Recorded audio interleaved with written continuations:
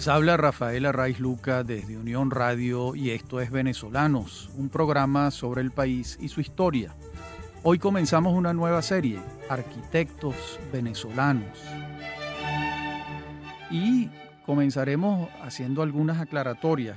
La primera es que, como todas las series, es una serie cronológica. Es decir, comenzaré con los arquitectos más antiguos hasta llegar a los arquitectos contemporáneos.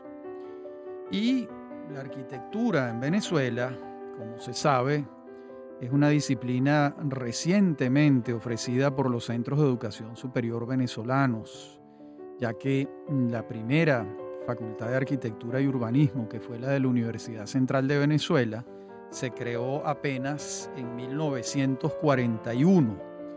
De modo que estamos hablando de una profesión reciente. Eso nos lleva a señalar que los arquitectos del siglo XIX en su totalidad eran ingenieros con sensibilidad arquitectónica que diseñaron, pero no tenían una formación profesional de arquitectos como sí los que vinieron después. Y también los arquitectos de la primera parte del siglo XX venezolano, como pueden ser Villanueva, Wallis, Guinán, Sanabria. Muchos de ellos no estudiaron arquitectura en Venezuela porque no se podía, no existían esos estudios. De modo que se formaron fuera y regresaron a su país a desarrollar su obra arquitectónica. Veremos entonces cómo estos ingenieros devenidos en arquitectos construyeron a lo largo del siglo XIX buena parte de las obras públicas de la época. Vamos a comenzar como en el más antiguo, que es Alberto Lutowski, que nació en Polonia, en la provincia de Random, en 1809 y falleció en Ciudad Bolívar en 1871.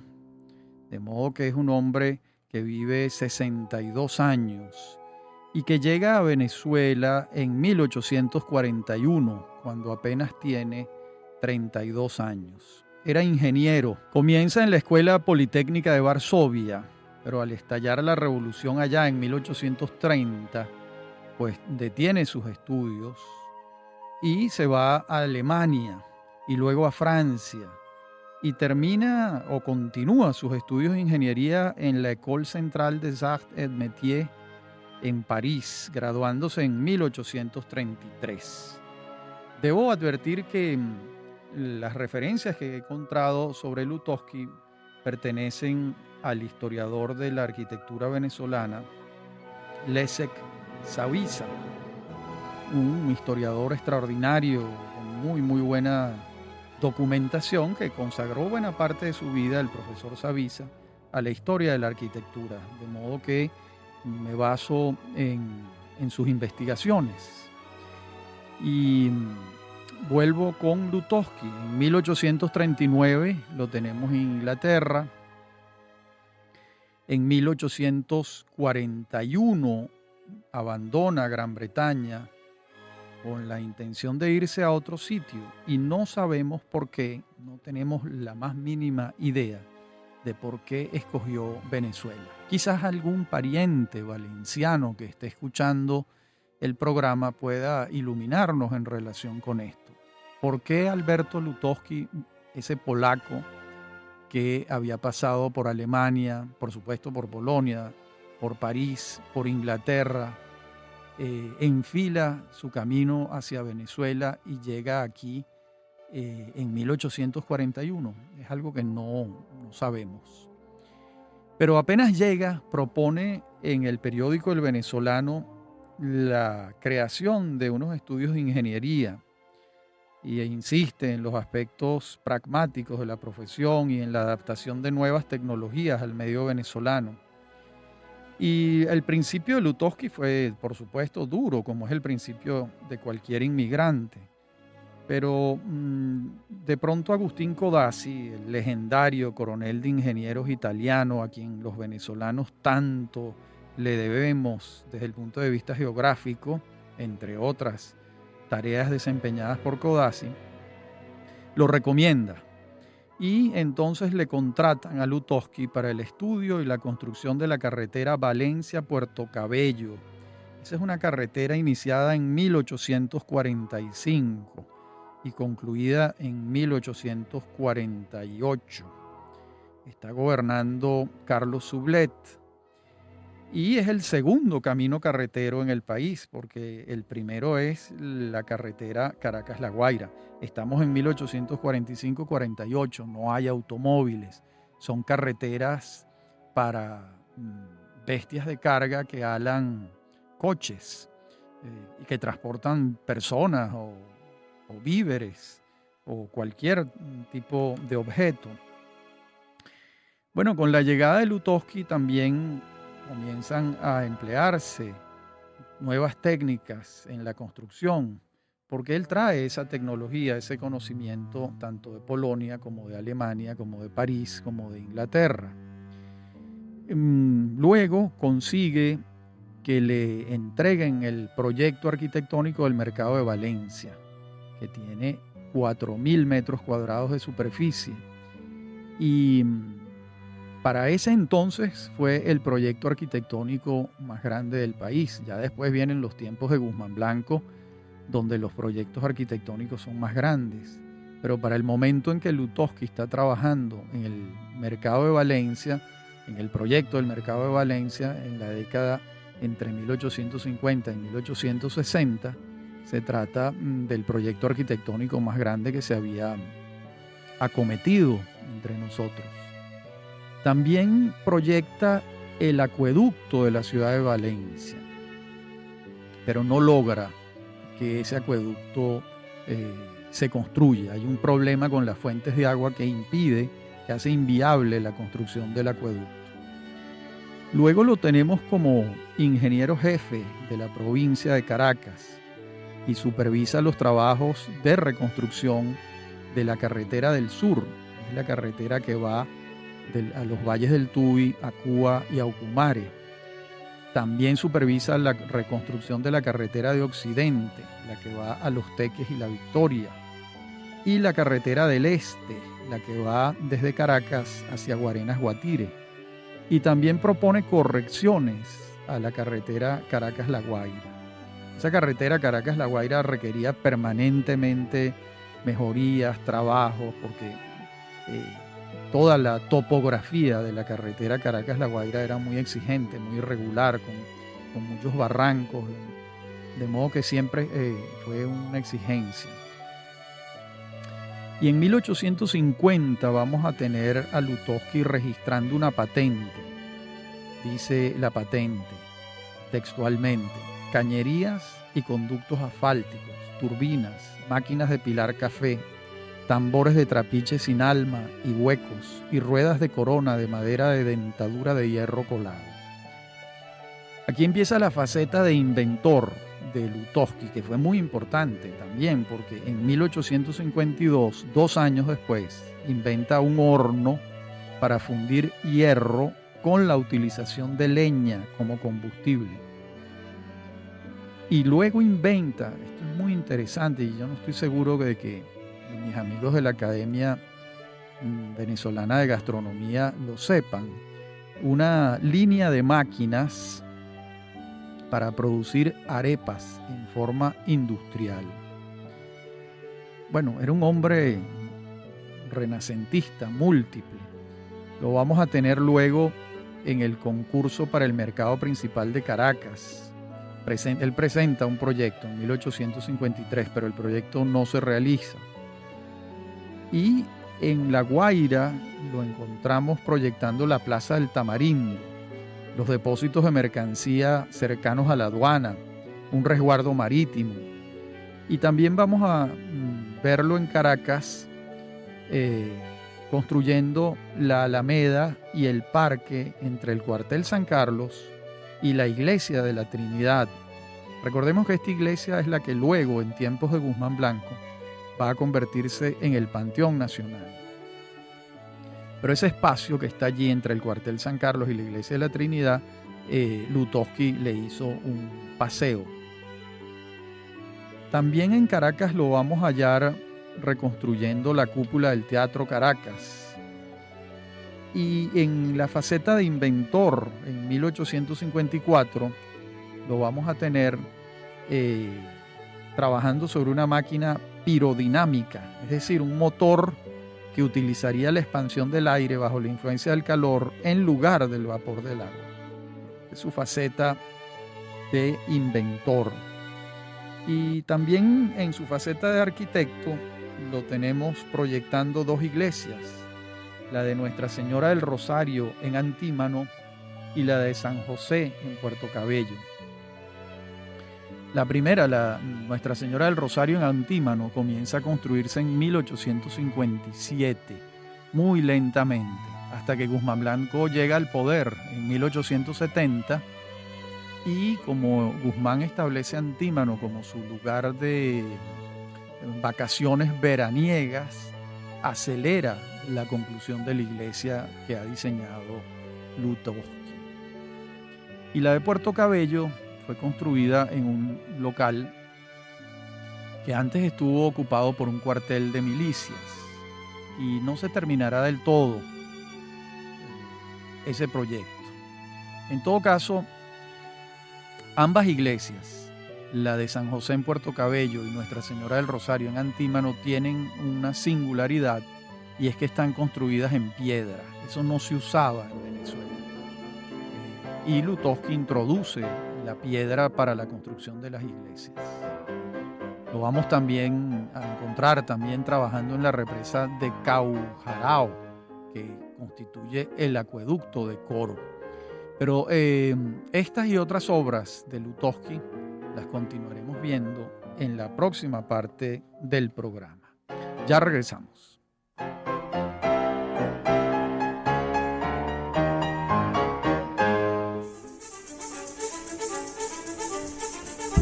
En breve continúa Venezolanos. Somos Unión Radio Cultural.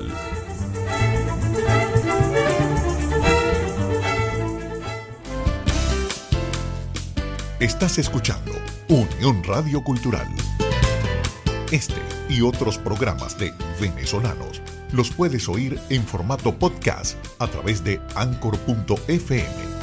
Para alguna sugerencia sobre este espacio, pueden escribirnos al correo rafaelarraiz@hotmail.com. Somos Unión Radio Cultural.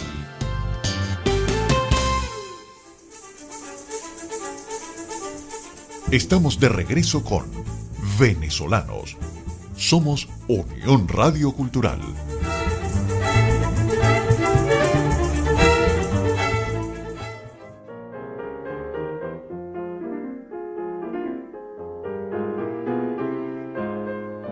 En la parte anterior del programa veníamos hablando de Alberto Lutoski y comentábamos que trabajó en la represa de Caujarao, que constituye el acueducto de Coro.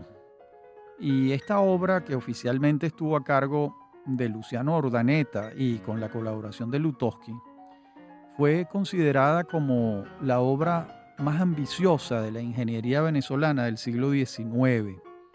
De modo que allí participó él, ¿no? También en estos años trabaja en un proyecto de un ferrocarril de montaña, porque él consideraba que las condiciones topográficas que existían entre Caracas y La Guaira no favorecían los ferrocarriles corrientes. Y él se empeña en inventarse una especie de monorriel con el cual podrían superarse las curvas. Y finalmente no se construyó, por supuesto. Sin embargo, este proyecto lo presenta ante el Colegio de Ingenieros en 1861, que había sido recientemente fundado, y entonces recibe comentarios muy, muy elogiosos del ingeniero Juan José Aguerrevere. Los Aguerrevere son una dinastía de ingenieros en Venezuela de muchísimos años. Estamos hablando de un Aguerrevere, presidente del Colegio de Ingenieros en 1861, y hasta hace poco otro Aguerrevere era presidente de la Electricidad de Caracas, ¿no? Que es una dinastía, como ha habido pocas, una dinastía familiar de ingenieros que se ha extendido por casi 2 siglos en Venezuela. Finalmente ese proyecto no se realizó, como sabemos, ¿no? En esos años en que Lutowski va a estar en Venezuela, va a viajar a Europa en 2 oportunidades, en 1863 y en 1867, con el objeto de registrar en la Oficina de Patentes de París su invento del monorriel y el motor de aire caliente. Bueno, y los últimos años de su vida los va a pasar trabajando en obras públicas en Ciudad Bolívar, donde lamentablemente contrae la malaria, la fiebre amarilla, y por eso va a morir allá en Ciudad Bolívar a los 62 años, este polaco que tanto hizo en Venezuela en su faceta de ingeniero y de protoarquitecto, vamos a llamarlo de esa manera. Veamos ahora a nuestro segundo ingeniero devenido en arquitecto. Me refiero a Olegario Meneses, un hombre que vive 50 años. No tenemos certeza de que nació en Barcelona, estado Anzoátegui. Sí sabemos que nació en 1810, o ese es el cálculo aproximado, y sí se sabe que falleció en el estado Trujillo en 1860. Era ingeniero y pedagogo, y fue huérfano de padres en años de su juventud, y entonces allí es cuando ingresa en 1831 a la Academia de Matemáticas de Caracas, la legendaria academia fundada por Juan Manuel Cajigal, donde se estudiaba ingeniería en Venezuela. Ese era el lugar. La Universidad Central de Venezuela para entonces no ofrecía esos estudios y se estudiaba en la Academia de Matemáticas. La instrucción allí que se recibía era de ingeniero y de militar. Y Olegario Meneses se gradúa en la primera promoción de la academia en 1837 y fue muy buen alumno y de inmediato asume las obligaciones de profesor en la misma academia. Incluso va a reemplazar a Cajigal como director de la academia entre 1841 y 1845. Ahora veamos su faceta propiamente de arquitecto. Esa faceta se va a iniciar en 1839, cuando proyecta la parte sur de la Universidad Central en forma de un patio abierto de un lado, con arcadas clásicas dispuestas en 2 pisos y una amplia escalera hacia la calle. Recordemos que hoy en día la vieja Universidad Central de Venezuela es el Palacio de las Academias, el palacio que alberga a todas las academias nacionales, a las 7 academias nacionales. Y luego vamos a tener a Meneses entre 1840 y 41 diseñando el Palacio de Gobierno de Maracaibo. Y allí utiliza también el esquema, el motivo de las arcadas. Esta obra tarda mucho tiempo en terminarse, se termina en 1868. Imagínense, casi 28 años construyéndose el Palacio de Gobierno de Maracaibo. También trabaja en la reconstrucción de la Catedral de Mérida. Entonces había sido destruida por un terremoto. Mérida ha sido varias veces sacudida por terremotos muy severos. Y en esos mismos años, entre 1840 y 41, diseña la cárcel de Caracas. Y él es el que le construye una cárcel con las modernas teorías penitenciarias. Y bueno, el proyecto inicial de Meneses sufre varias modificaciones y la obra queda interrumpida finalmente, ¿no? Lo vamos a tener también como dirigente de la Sociedad Liceo Venezolano, que publica una revista. Y en esos años también comienza a escribir sobre teoría de la arquitectura y apreciación crítica de las obras realizadas en Venezuela. También se interesa por la economía y escribe un ensayo, un libro que se titula Ensayo sobre el estudio de la economía general. dirige un semanario, El Promotor, y forma parte de la legendaria Sociedad Económica de Amigos del País. Hay una actividad pedagógica importante en Olegario Meneses. Ahí él llega a publicar un texto que se titula Tratado Elemental de Topografía según las últimas lecciones publicadas por Mr. Salnuev, arregladas al curso que se sigue en la Escuela Militar de Matemáticas. Bueno, también publica un libro sobre aritmética práctica, teneduría de libros y conocimientos generales de comercio. Era un hombre que estaba atento a la circunstancia de su tiempo. Y lo vamos a encontrar luego, en 1851, viajando hacia el sur de Venezuela, hacia Guayana.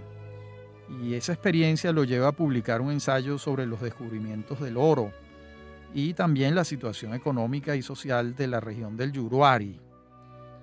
Y también aprovecha para presentar un informe sobre el curare. Estudia la flora, la meteorología, la física, incluso construye barómetros e instrumentos geodésicos. Y también es inventor, como Lutoski.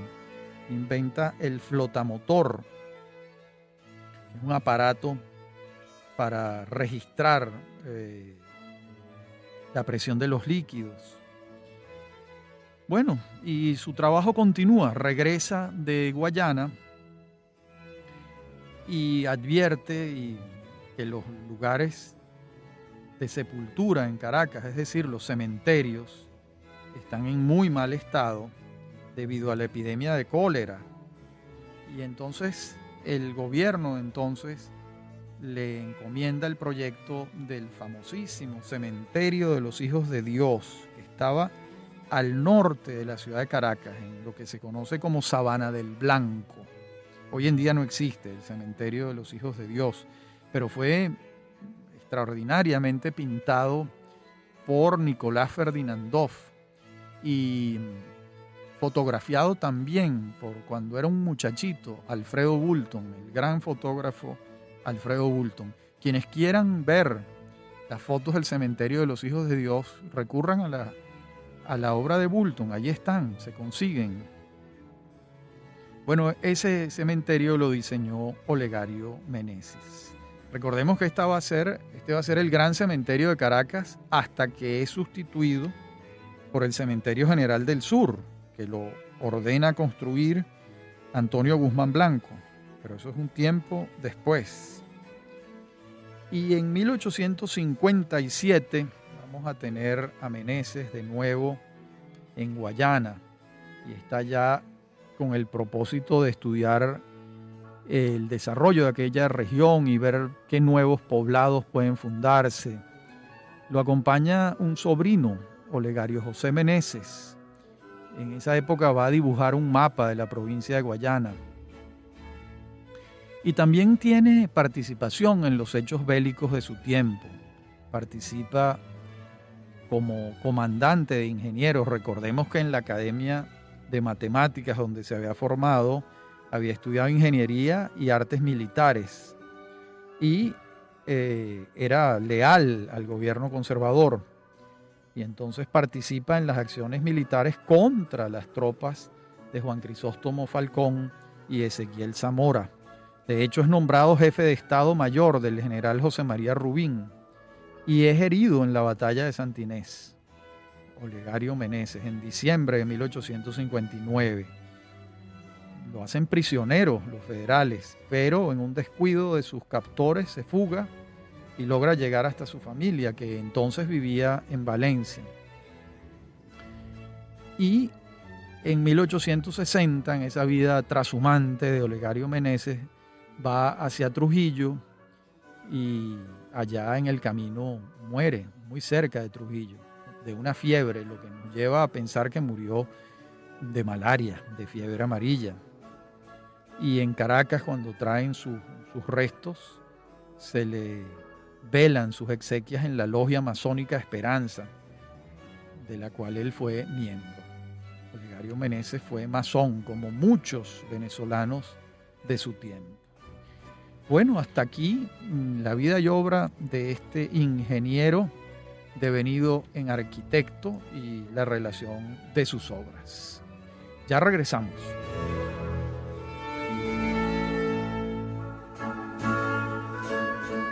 Bueno, ahora vamos a hablar de Luciano Urdaneta, un maravino, nacido en 1825 y en Maracaibo, por supuesto, y fallecido en Caracas en 1899, de modo que vivió 74 años. Y era hijo nada menos que del general Rafael Urdaneta. Urdaneta se había casado con una bogotana, Dolores Vargas y París Ricaurte, unos apellidos muy, muy bogotanos, sobre todo París Ricaurte y Vargas. Bueno, y él era hijo de él, era ingeniero, también es egresado de la Academia de Matemáticas de Caracas, la legendaria, dirigida por Juan Manuel Cajigal. Y Urdaneta se va a graduar en la tercera promoción, la de 1843. Es un muchachito, tiene 18 años. Y entonces viaja a Francia, tiene esa fortuna, y allí continúa sus estudios de ingeniería en la Escuela Central de Puentes y Calzadas en París. Allí completa su formación y regresa a Venezuela y por un tiempo es profesor de la Academia de Matemáticas donde había estudiado. Y su vida profesional se divide entre obras de ingeniería y otras de arquitectura. Bueno, esto es lo común en el siglo XIX, como venimos insistiendo. Junto con Lutowski, es el constructor de la represa de Caujarao, que fue construida entre 1863 y 1866 para poder abastecer de agua a Coro, a esa zona tan seca. Y como dijimos antes, cuando hablamos de Lutowski, se trató, según los entendidos, de la obra de ingeniería más grande, más importante del siglo XIX. También se dedica Urdaneta al estudio para la construcción de algunas carreteras, puentes, entre otros un puente colgante de hierro que hubo sobre el río Guaire. Y su hermano Eleazar también es ingeniero y con él va a trazar el acueducto que trae agua desde el río Macarao hasta la colina del Calvario, el famoso acueducto Guzmán Blanco. Con ese acueducto radicalmente se mejora, se moderniza el sistema de abastecimiento de agua para Caracas. Y eso lo hace Urdaneta, los Urdaneta, porque su hermano también, Eleazar. Y también se aprovecha para que en esa misma colina se diseña, cosa que él hace, el Paseo Independencia. Allí hubo una arborización, hay estanques, hay espejos de agua. Todo eso va a ser inaugurado en 1873, 3 años después de que Guzmán Blanco alcance el poder. Ahora, su obra de arquitectura más significativa, sin la menor duda, es el Palacio Federal Legislativo, que fue inaugurado en su primera parte en 1873 y en su segunda parte en 1877. El ala sur y el ala norte, y bueno, ese patio en el medio que tiene esa fuente.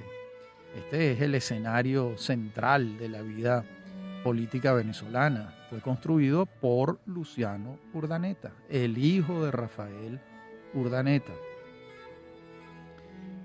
Y dice Savisa que es la primera obra neoclásica de gran envergadura que se realiza en Venezuela.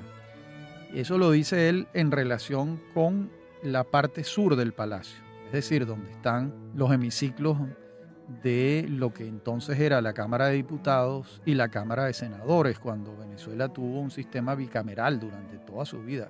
Ojalá algún día volvamos al bicameralismo, que es un sistema bastante más democrático que el unicameralismo, pero eso es harina de otro costal. Y el proyecto original también fue ampliado, ¿verdad? Con base en el proyecto Antonio Malaucena, pero años después. Incluso los obreros colocaron ellos una inscripción, una piedra esculpida, donde decía, yo no sé si eso está allí, decía: los obreros del Capitolio premian el arte, el ingenio y el talento, dedicando esta losa al ingeniero Luciano Urdaneta. Muy merecido. Y recordemos que el Palacio Federal Legislativo, en su parte norte, es donde está la famosa cúpula elíptica, o también conocido como el Salón Elíptico. Allí hay unas cariátides también. Esto Savisa lo va a llamar eclecticismo neobarroco. ¿Qué más hace Urdaneta? Pues en 1875 lo tenemos proyectando los baños de mar de Macuto. Él lo proyecta y lo construye el gran ingeniero Jesús Muñoz Tebar, el ingeniero fundador del MOP en 1874, el Ministerio de Obras Públicas, que durante 100 años o más tuvo de existencia, hasta que en el primer gobierno de Carlos Andrés Pérez se modificó, se dividió en dos ministerios. El fundador de ese ministerio fue ese gran venezolano que fue Jesús Muñoz Tebar, y que en sus tareas de ingeniero pues construyó los baños de mar de Macuto. Recordemos que Guzmán Blanco, que tenía en su cabeza para Venezuela algo parecido a Francia, en Macuto soñaba con tener una suerte de Biarritz, de balneario como era Biarritz en Francia para los parisinos. Y bueno, él construye los baños de mar de Macuto. Y también en Caracas, Luciano Urdaneta, por instrucciones de Guzmán Blanco, va a estudiar el desvío del cauce del río Guaire en el sector entre Puente Hierro y Anauco. Y va a actuar también durante muchos años como consejero técnico del gobierno de Guzmán Blanco. Y luego pasan unos años de interrupción de sus tareas. Yo creo que tiene que ver con la salida de Guzmán Blanco del poder, para regresar unos cuantos años después, en 1890.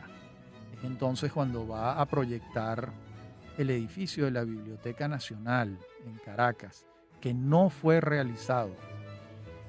El que sí fue realizado es el Teatro Juárez de Barquisimeto.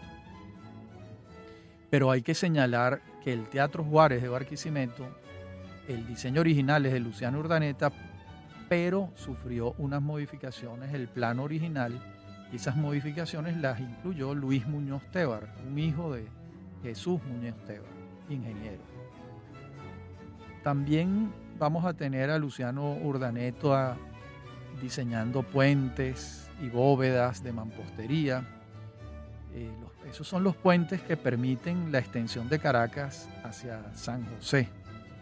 Recuerden que esa explanada que hay allí, para que la ciudad se extendiera, sus calles, su cuadrícula, su retícula urbana, se necesitaba construir unos puentes que permitieran que las calles continuaran. Eso pasó en las esquinas de Canónigos, Pelota, Abanico y Romualdo. Esos puentes los va a construir Luciano Urdaneta, de modo que aquí también está trabajando como arquitecto y urbanista, porque gracias a eso la ciudad se extendió hacia el norte, hacia los límites del Ávila, que por supuesto entonces no era Parque Nacional El Ávila. Como ustedes saben, el Parque Nacional El Ávila lo decretó el presidente Edgar Sanabria en diciembre de 1958. En esa breve presidencia de Sanabria de 3 meses, donde no solo hizo esto, que los caraqueños no tenemos cómo agradecérselo, sino que Sanabria también fue el que instituyó la autonomía universitaria, que no había podido lograrse hasta 1958.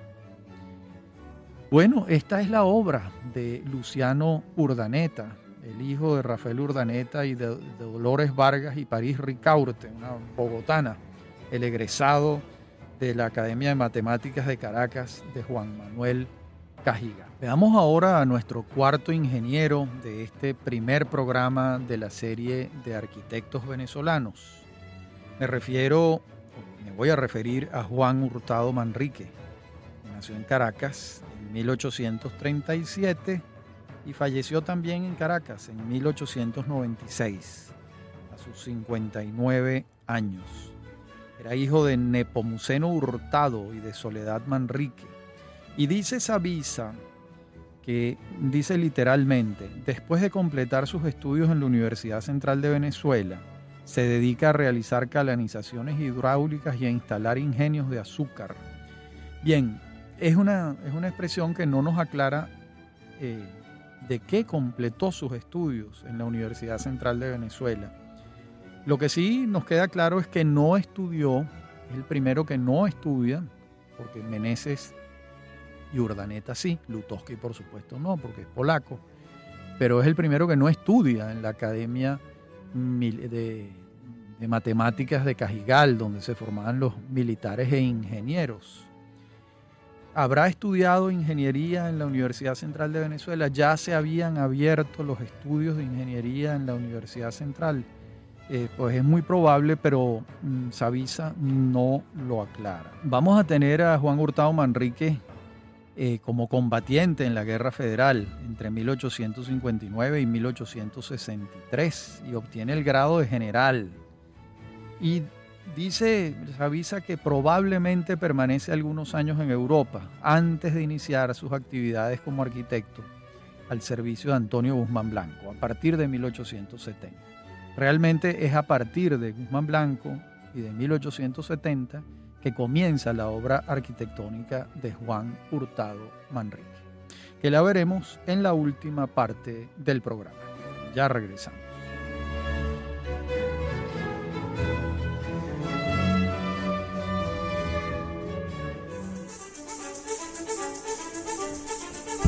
En breve continúa Venezolanos. Somos Unión Radio Cultural.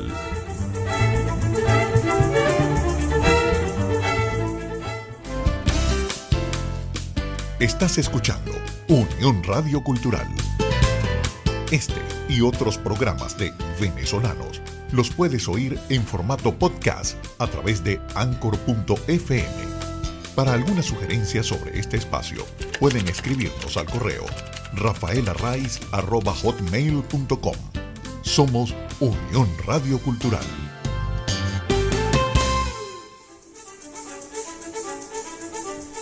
Estamos de regreso con Venezolanos. Somos Unión Radio Cultural.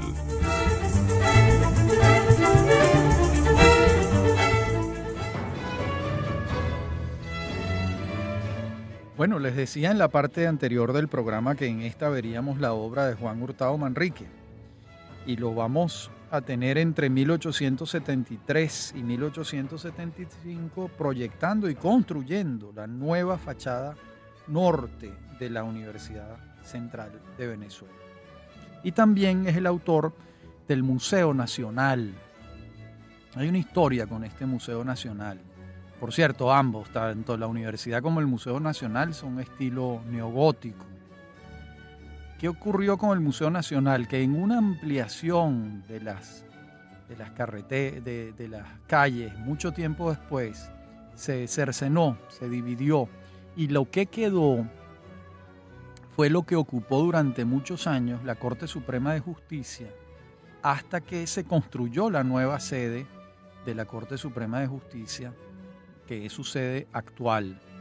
Eso fue entonces el Museo Nacional Venezolano, cuyo diseño arquitectónico fue de Juan Hurtado Manrique. En 1883 ese museo fue ampliado porque allí ocurrió la extraordinaria exposición con motivo del centenario del nacimiento de Simón Bolívar en 1883. Una apoteosis que coordinó, que decidió Antonio Guzmán Blanco. Ustedes saben que el iniciador del culto a Bolívar es Guzmán Blanco. Y bueno, simplemente se amplió el museo para albergar esa gran exposición del centenario.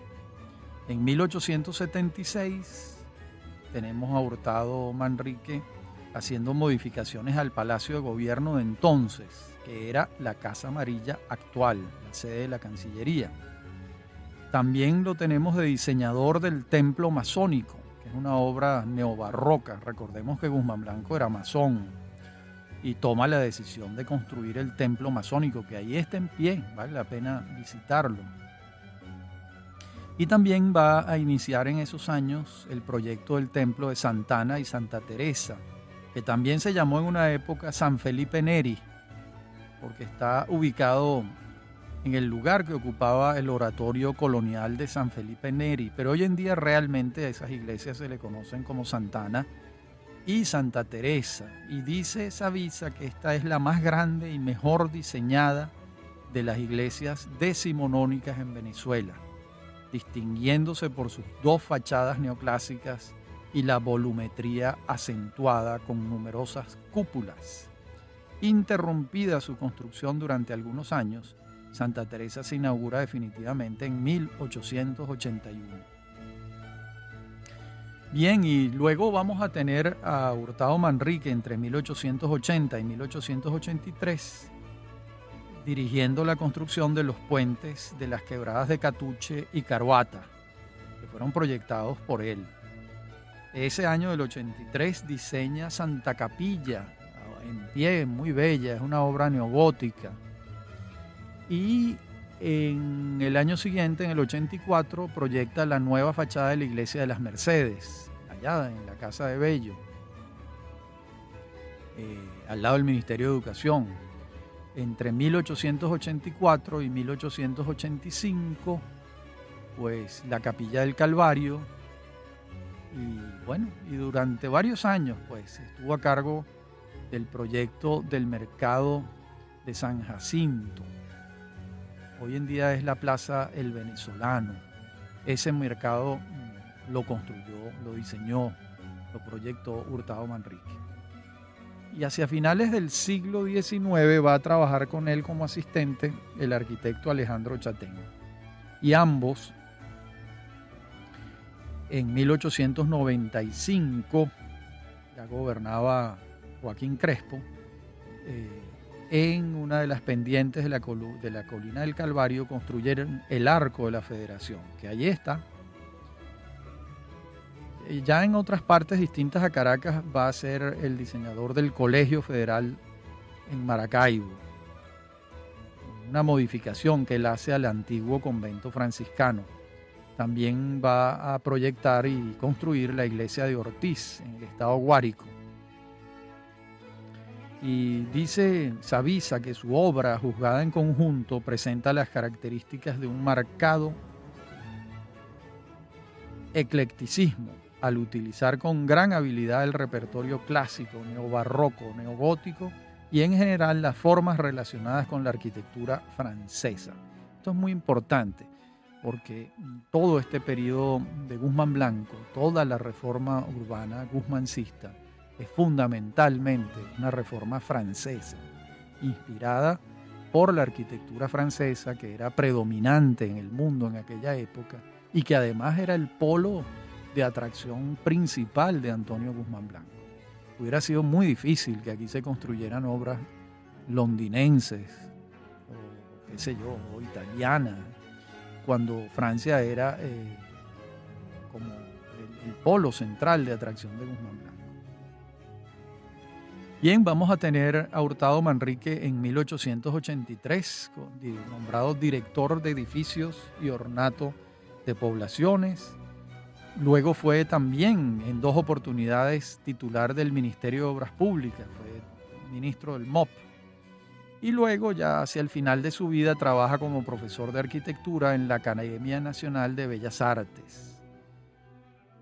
Y bueno, trabajó en los últimos años con Alejandro Chatén, que va a ser un extraordinario arquitecto que veremos en programas posteriores. Bien, hasta aquí el programa de hoy, donde hemos revisado la vida y obra de Alberto Lutowski, de Olegario Meneses, de Luciano Urdaneta y de Juan Hurtado Manrique, los arquitectos del siglo XIX. Y buena parte de ellos, tanto Urdaneta como Hurtado Manrique, solo se entienden bajo la égida de la renovación urbana que adelantó en Caracas y en Venezuela Antonio Guzmán Blanco. Bien, esto es Venezolanos, ha sido un gusto hablar para ustedes. Me acompañan en la producción Inmaculada Sebastiano y Fernando Camacho, y en la dirección técnica Giancarlo Caraballo. Y a mí me consiguen en mi correo electrónico rafaelarraiz@hotmail.com y en Twitter @rafaelarraiz. Hasta nuestro próximo encuentro, cuando continuaremos con el capítulo 2 de la serie de grandes arquitectos venezolanos.